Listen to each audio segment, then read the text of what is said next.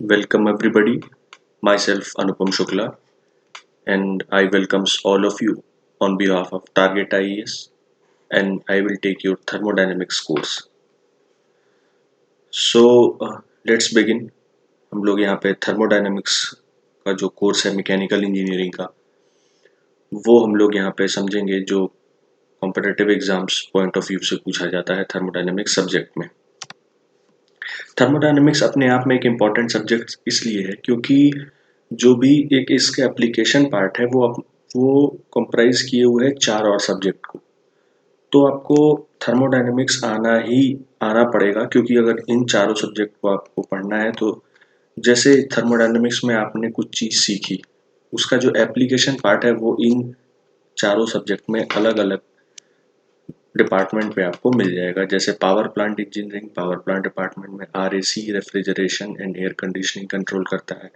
Heat and mass transfer ये लगभग लगभग सारी इंडस्ट्री में यूज़ होता है। और IC इंजन जो आप पढ़ेंगे। फिलहाल बात करते हैं थर्मोडायनेमिक्स की। थर्मोडायनेमिक्स हम लोग सबसे पहले मैं क्लियर कर लेता हूँ कि यहाँ पे इस प्लेटफॉर्म पे कैसे पढ़ेंगे। तो मैं लैपटॉप पे अपनी स्क्रीन रिकॉर्ड कर रहा हूँ और आपको मैंने एक नोट्स की PDF फाइल बना रखी है और जो भी हमारे मेंबर्स होंगे जो भी इस ग्रुप को ज्वाइन करेंगे तो उनको उस PDF नोट्स की हार्ड कॉपी सेंड कर दी जाएगी उनके एड्रेस पे और वो आप हार्ड कॉपी ड्यूरिंग लेक्चर्स लेके बैठ सकते हैं।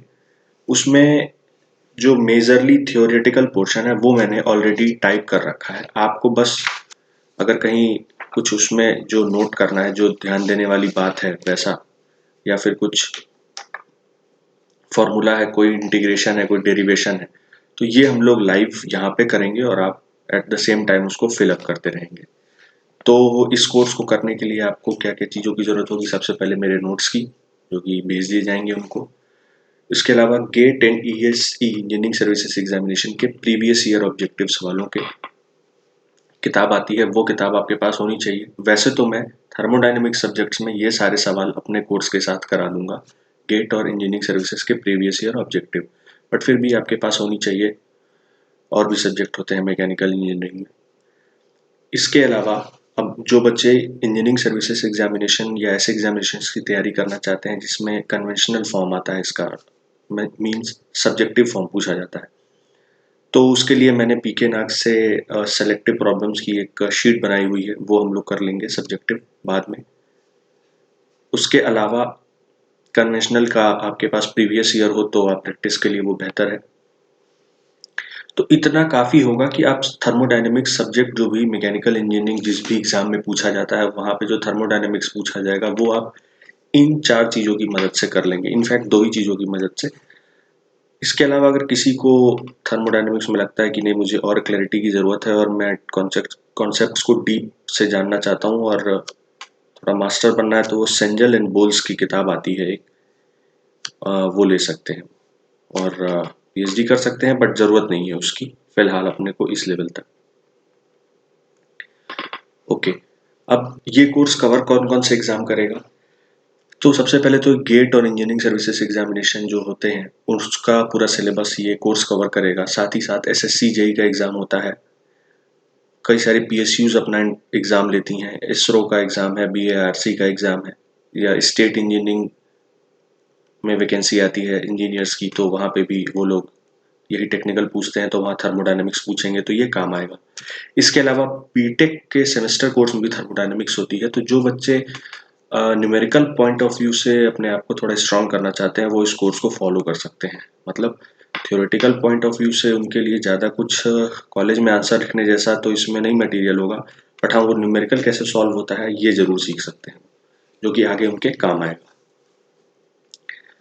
ठीक है, तो आपके पास क्या क्या होना चाहिए इस वीडियो लेक्चर को पढ़ने के लिए। सबसे पहले तो मेरे वीडियो लेक्चर्स जो ये बन रहे हैं ये आपके पास होने चाहिए। दूसरी बात है आपके पास हार्ड कॉपी होनी चाहिए। जो प्रिंटेड नोट्स हैं वो भेज दिए जाएंगे पोस्ट से उन बच्चों को जो इस पूरे कोर्स को ज्वाइन करेंगे थर्मोडायनेमिक्स के।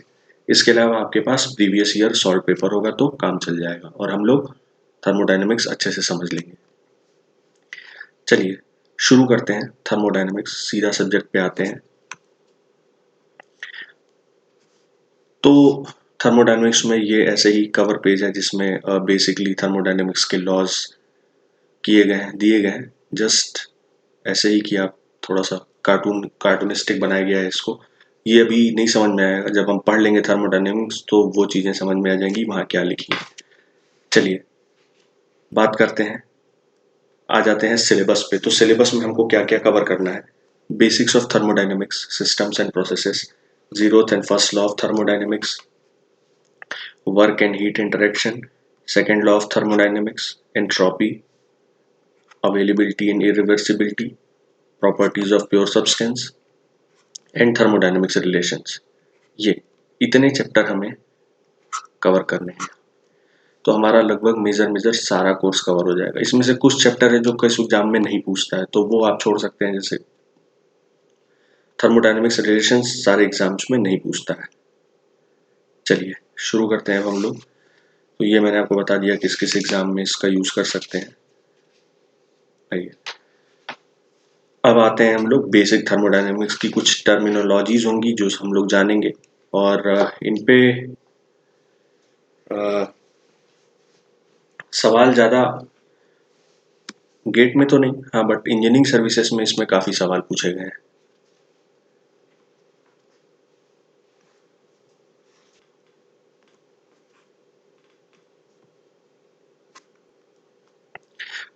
ठीक है, तो हम लोग बेसिक थर्मोडायनेमिक्स से स्टार्ट करते हैं जिसमें क्या क्या टर्मिनोलॉजीज हैं। जैसे पहला वर्ड आता है थर्मोडायनेमिक्स। थर्मोडायनेमिक्स तो क्या है? ये branch of science which deals with energy and interactions and its effect on the system and surrounding. तो साइंस का वो ब्रांच जिसमें हम एनर्जी और इसके इंटरेक्शन सिस्टम एंड सराउंडिंग से कैसे हो रहा है उसकी स्टडी करेंगे, दैट इज कॉल्ड थर्मोडायनेमिक्स। अब इसमें आपके वर्ड आ जाते हैं एनर्जी, सिस्टम एंड सराउंडिंग। इनको हम देखते हैं क्या है। एनर्जी क्या है? एनर्जी से ये मतलब हमें पता चलता है कि कोई भी काम अगर हो रहा होता है तो उसके लिए एनर्जी की जरूरत होती है। तो एनर्जी हम डिफाइन कर सकते हैं, it can be understood as capacity to cause change. कोई भी चेंज हो रहा है तो उसके लिए जिस भी चीज की रिक्वायरमेंट होती है that is defined as energy. Okay, now system. System क्या है? System, it is a fixed mass और a volume in a space where our study is focused. Suppose thermodynamically हम किसी कोई ऐसी इक्विपमेंट है जिसकी हम स्टडी कर रहे हैं, तो इसमें हमने कहीं से हीट दे रखी है, कहीं से हीट लूज हो रही है, थर्मोडायनेमिक हम इसकी स्टडी कर रहे हैं। तो ये जो चीज है, ये जो सिस्टम है जिस पे हमारा ध्यान कंसंट्रेटेड है, इसको हम बोलते हैं क्या? सिस्टम। यही सिस्टम है, ये है सिस्टम जिस पे हमारा स्टडी फोकस्ड है ये। और इसके अलावा जो भी चीजें इसके आसपास हैं वो क्या है? Surrounding. Everything except the system become surrounding. System के अलावा जो भी है वो सराउंडिंग है। और सिस्टम और सराउंडिंग के बीच में एक चीज आती है क्या, जो दोनों को सेपरेट करती है, उसको हम लोग क्या बोलते हैं? बाउंड्री। तो बाउंड्री क्या है? विच सेपरेट सिस्टम फ्रॉम सराउंडिंग। ये रियल भी हो सकती है, इमेजिनरी भी होती है। क्या मतलब है आगे चल के समझेंगे, फिलहाल इतना जानिए। रियल बाउंड्री, जैसे पिस्टन सिलेंडर अरेंजमेंट है तो उसमें आप रियल बाउंड्री आपको विजिबल हो जाती है, लेकिन जब हम कभी आगे स्टडी करेंगे इमेजिनरी सरफेस का तो वहां पे आपको क्लियर हो जाएगा। आइए अब सिस्टम के क्लासिफिकेशन की ओर बढ़ते हैं। ये काफ़ी मतलब इम्पोर्टेंट सवाल है इंजीनियरिंग सर्विसेज एग्जामिनेशन और ऑब्जेक्टिव के लिए, ये लोग काफ़ी पूछते हैं इसमें। तो बेसिकली सिस्टम हमने 3 टाइप में बांटा। First is open system, second is close system and third is isolated system. तो 3 तरह के सिस्टम हो गए। अब ओपन सिस्टम क्या होता है भाई? तो ओपन सिस्टम हमारा कुछ ऐसा, मान लीजिए ये हमने कोई सिस्टम कंसीडर किया, अगर इस सिस्टम में एनर्जी आ रही है और जा रही है, एनर्जी का ट्रांसफर पॉसिबल है और मास का ट्रांसफर भी पॉसिबल है, मास भी आ रहा है और जा रहा है, दोनों हो सकता है, तो ये हमारा कैसा हो गया? Open system. ये हमारा हो गया ओपन सिस्टम। तो ओपन सिस्टम में क्या एनर्जी पास करती है सिस्टम से? बिल्कुल करती है। मास, क्या मास पास करता है? बिल्कुल करता है। एग्जाम्पल में जैसे ओपन सिस्टम के हमारे पास बहुत सारे एग्जाम्पल हैं, जैसे पंप ले लीजिए। पंप अगर आपने देखा हो,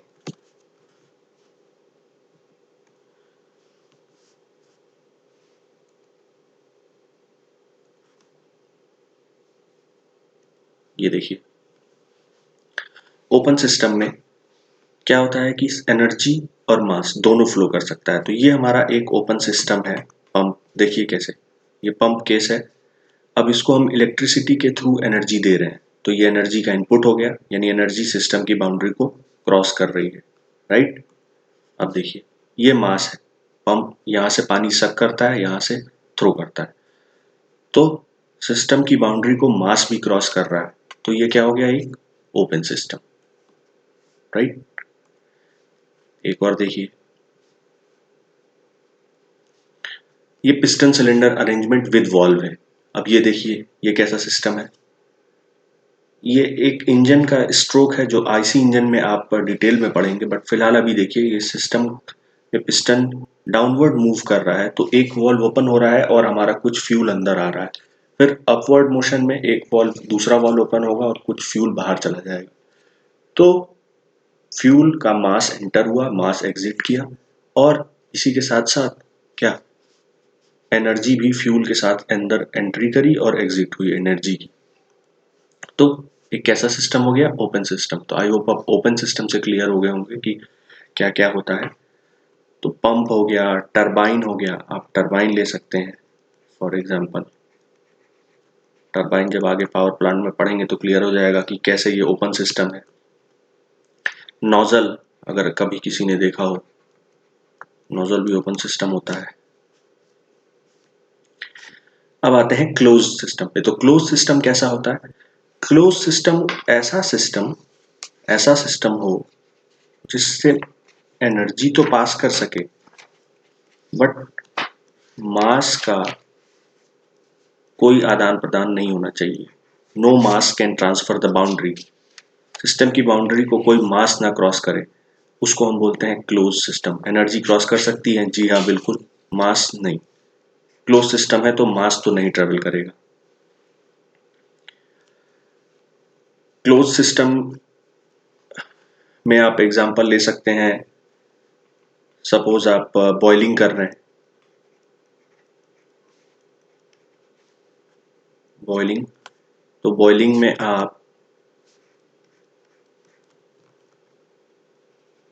आपने कोई यूटेंसिल, कोई बर्तन लिया है और इसको ढक दिया है, तो अब पानी तो इसमें बॉयल हो रहा है, हीट तो जा रही है, एनर्जी तो क्रॉस कर रही है इसकी बाउंड्री को, बट क्या कुछ बाहर आ पा रहा है? आपने ढक्कन बंद किया हुआ है, तो यहां से कुछ भी बाहर नहीं आ पा रहा है, तो ये एक क्लोज सिस्टम हो गया। Energy can transfer, mass can not. अब एक तीसरा टाइप होता है आइसोलेटेड। आइसोलेटेड सिस्टम क्या होता है भाई? तो आइसोलेटेड वो सिस्टम होता है जिससे ना तो एनर्जी जा सके ना मास। ऐसा कैसे पॉसिबल है? तो ऐसा पॉसिबल ऐसे है कि हमारा सिस्टम क्या है, जैसे फॉर एग्जांपल यूनिवर्स है। यूनिवर्स हमारा एक आइसोलेटेड सिस्टम है। कैसे? जितनी भी घटनाएं हो रही हैं वो यूनिवर्स के अंदर हो रही हैं, उससे किसी भी तरह का मास न बाहर जा रहा है ना अंदर आ रहा है। तो जब मास न जा रहा है ना अंदर आ रहा है तो एनर्जी का भी यही हाल है। तो यूनिवर्स एक आइसोलेटेड सिस्टम हो गया, ना एनर्जी ना मास। या फिर आप फॉर द टाइम बीइंग कह सकते हैं कि जो कॉफी का जो हमारा रखने वाला बर्तन आता है, थर्मस बोलते हैं जिसको, ये इंसुलेटेड होता है तो एनर्जी इससे क्रॉस नहीं कर सकती, और चूंकि थर्मस है तो सील बंद भी होगा तो मास भी नहीं क्रॉस कर सकता। तो ये भी एक आइसोलेटेड सिस्टम के एग्जाम्पल में आता है। आई होप आपको टाइप ऑफ सिस्टम पे कॉन्सेप्ट क्लियर होगा। अभी हम इन पे और कॉन्सेप्ट क्लियर करेंगे, कैसे कि सवाल कैसे बनते हैं, तो जस्ट इसके बाद हम लोग इसके सवाल कर लेंगे। उससे पहले आइए एक बार देखते हैं प्रेशर। प्रेशर को एक बार हम लोग समझते हैं क्या होता है। तो काइनेटिक थ्योरी ऑफ गैसेस के अकॉर्डिंग जो गैस के मॉलिक्यूल होते हैं वो कंटिन्यूअस रैंडम मोशन में रहते हैं। काइनेटिक थ्योरी ऑफ जो गैस है वो बोलती है कि मॉलिक्यूल लगातार मूव करते रहते हैं।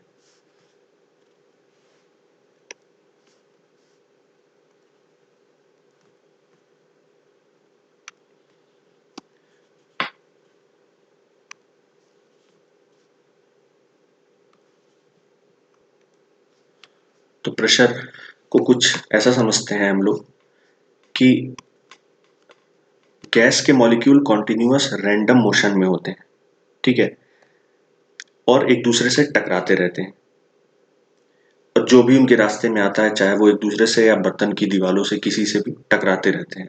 इसके कारण एक वो फोर्स पैदा करते हैं। यही फोर्स जो पर यूनिट एरिया होता है, यही प्रेशर होता है। प्रेशर की हम डिफिनेशन यही जानते हैं कि force per unit area is pressure. लेकिन गैसेस के केस में कैसे आता है वो फोर्स? इनके म्यूचुअल कोलिजन से या फिर यूटेंसिल बर्तन की बाउंड्री से कोलिजन से ये फोर्स आता है। अब क्या होता है कि जब हम टेम्परेचर बढ़ाते हैं तो क्या होता है कि इनके अंदर मोशन तेजी से होने लगता है। ज्यादा मोशन तेजी से होगा, कोलिजन ज्यादा होगा, average force per unit area ज्यादा होगा, प्रेशर बढ़ जाएगा। ये हम प्रेशर के बारे में जानते हैं। अच्छा, तो अभी हमने बात की जैसे कि जो फोर्स होता है average normal force per unit area due to this collision is termed as pressure. जैसे सपोज कर लीजिए हमने यहाँ पे कोई चैम्बर कंसीडर कर लिया जिसमें गैस भरी हुई है। अब क्या हुआ कि हमने इसके बाहर एक प्रेशर गेज लगा दिया कि हाँ भाई इसमें प्रेशर क्या है। अब हम बेसिकली क्या निकालते हैं कि ये बोलते हैं हम कि जो average normal force per unit area है, ये फोर्स कहाँ से आता है? इनके कोलिजन से। कोलिजन से बेसिकली क्या होता है? मोमेंटम ट्रांसफर, और उससे फोर्स आता है। कोलिजन कैसे ज्यादा होगा? वेलोसिटी से। वेलोसिटी इनकी जितनी ज्यादा होगी कोलिजन उतना ज्यादा होगा। तो सी RMS हम लोग एक चीज डिफाइन करते हैं, सी रूट मीन स्क्वायर वेलोसिटी, वो होती है √3RT/m। इसको नहीं याद करना है इस रिलेशन को, ये बस ये दिखाने के लिए है कि जो हमारी रूट मीन स्क्वायर वेलोसिटी होती है वो टेम्परेचर के प्रोपोर्शनल होती है। इसलिए जब हम टेम्परेचर बढ़ा रहे थे गैस का तो उसका मोशन तेज हो जा रहा था, उनके जो कोलिजन का जो रेट है बढ़ जा रहा था, average force per unit area बढ़ जा रहा था, और इसलिए उनपे उनका प्रेशर बढ़ जा रहा था। आप देख सकते हैं मोशन तेजी से होने लगा। अच्छा, अब इनके बेसिस पे आए हुए जितने भी प्रीवियस ईयर क्वेश्चन हैं उनको एक बार हम देखते हैं। वो क्वेश्चंस ऐसे टफ नहीं है, इनफैक्ट कह सकते हैं आप हम लोग कि हम लोग वो क्वेश्चन कर चुके हैं, फिर भी एक बार देखते हैं। ये ES में आया हुआ सवाल है। A close thermodynamic system is one in which there is no energy और mass transfer across the boundary, there is no mass transfer but energy transfer exist. C, there is no energy transfer but mass transfer exists. And D, both energy and mass transfer take place across the boundary but the mass transfer is controlled by valve. अभी आपने देखा close system ऐसा जिसमें से energy तो पास कर सके but mass transfer ना कर सके, तो उसके हिसाब से कौन सा सही होना चाहिए? There is no mass transfer but energy transfer exists. Okay, second question देखिए, इजी है ऐसे ही। Ice kept in a well insulated thermoflask is an example of which system. अभी बताया इंसुलेटेड है तो हीट नहीं जा सकती। इंसुलेटर का मतलब होता है कि हीट क्रॉस नहीं कर सकती, तो ये वर्क ट्रांसफर है नहीं, तो इसका मतलब हीट नहीं ट्रांसफर कर रही है, इसका मतलब एनर्जी ट्रांसफर भी किसी तरह का नहीं है। और थर्मोफ्लास्क है तो मास का तो सवाल ही पैदा नहीं होता कि बाउंड्री क्रॉस कर जाए, इसलिए एक आइसोलेटेड सिस्टम। तो इस तरह आप सारे सवाल इसके देख के ही बस कर सकते हैं। एक्चुअली हम लोग डिस्कस कर चुके हैं इसको, और ये प्रीवियस ईयर है। आप जब दूसरी बार लगाएंगे तो रिवीजन में आपकी काफ़ी हेल्प होगी कि आपने पहले एक बार इनको कर चुका है। अब देखिए close system A closed thermodynamic system manifests when, जानते ही हैं आप, क्लोज होगा तो एनर्जी अलाउ कर सकती है सिस्टम की बाउंड्री को cross, but mass system boundary को क्रॉस नहीं कर सकता। ये मैच द कॉलम है, आप वैसे ही कर सकते हैं। उनके आंसर्स मैं भेज दूंगा लास्ट में एक साथ, सारे सवाल एक ही तरह के। एक सवाल ये देखिए, A 70 kg person walks on snow with a total foot implant area of 500 centimeter square. What does pressure he exert on the snow? Misprint है ये, he exert on the snow। तो क्या बोल रहा है, प्रेशर पूछ रहा है। प्रेशर आपने अभी अभी पढ़ा है कि average force per unit area. देखिए यहाँ पे क्या है, मास 70 kg है, तो फोर्स कितना हो जाएगा, वेट के बराबर 70 इंटू अप्रॉक्सीमेटली 10 जी की वैल्यू ले लेते हैं, और एरिया है आपका 500 सेंटीमीटर स्क्वायर, राइट। तो यहां से आपका प्रेशर आ जाएगा,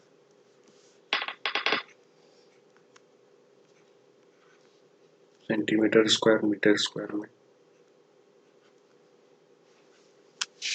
ये आप इसकी वैल्यू 9.81 भी ले सकते हैं, तो ये approximately 13.73 kilo newton per metre square के बराबर आ जाएगा।